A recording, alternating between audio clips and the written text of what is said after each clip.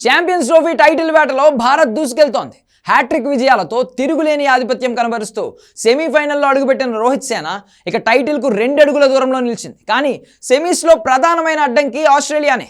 World క్రికెట్లో భారత్లానే top టీమ్గా ఉన్న కంగారులతో భారత్ సెమీఫైనల్లో తలపడబోతోంది.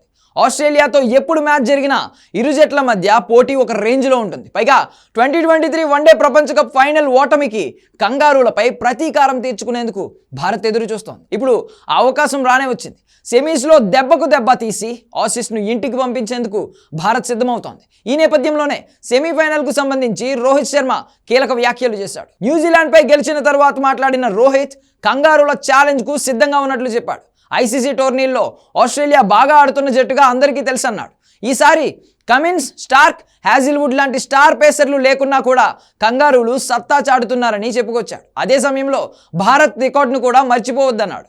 ప్రతి మ్యాచ్ను ఛాలెంజింగ్గానే తీసుకుంటూ ఆడుతున్నామని చెప్పాడు. సెమీస్లో సహజంగా ఉండే ఒత్తిడిని తట్టుకుని ఆ రోజు బాగా ఆడితే గెలుపు తమదేనని రోహిత్ వ్యాఖ్యానించాడు. ఆస్ట్రేలియాతో సెమీఫైనల్ మాత్రం హోరాహోరీగా సాగడం ఖాయమని భారత కెప్టెన్ తేల్చేశాడు. ఇదిలా ఉంటే కివీస్పై వరుణ్ చక్రవర్తి 5 వికెట్ల పర్ఫార్మెన్స్ రోహిత్కు కొత్త తలనొప్పి తెచ్చిపెట్టింది. ఎందుకంటే కివీస్తో మ్యాచ్ కోసం హర్షిత్ రాణాను తప్పించి వరుణ్ను తీసుకున్నారు. వచ్చిన అవకాశాన్ని అద్భుతంగా సద్వినియోగం చేసుకున్న వరుణ్ చక్రవర్తి మిడిల్ ఓవర్స్లో తన స్పిన్ మ్యాజిక్ను చూపించి 5 వికెట్లు పడగొట్టాడు. దీంతో సెమీఫైనల్లో ఆసీస్పై భారత బౌలింగ్ కాంబినేషన్ ఎలా ఉంటుందనేది ఆసక్తికరంగా మారింది. ఒక విధంగా ఫైనల్ 11 ఎంపిక ఇప్పుడు మరింత తలనొప్పిగా ఉన్నప్పటికీ జట్టులో ఇటువంటి పరిస్థితి ఉండడం మేలు చేస్తుందంటున్నాడు. మళ్ళీ హర్షిత్ను జట్టులోకి తీసుకుంటే 4 స్పిన్నర్లలో ఎవరిని తప్పిస్తారనేది వేసి చూడాలి. ఎందుకంటే స్పిన్నర్లందరూ అద్భుతంగా రాణిస్తున్నారు.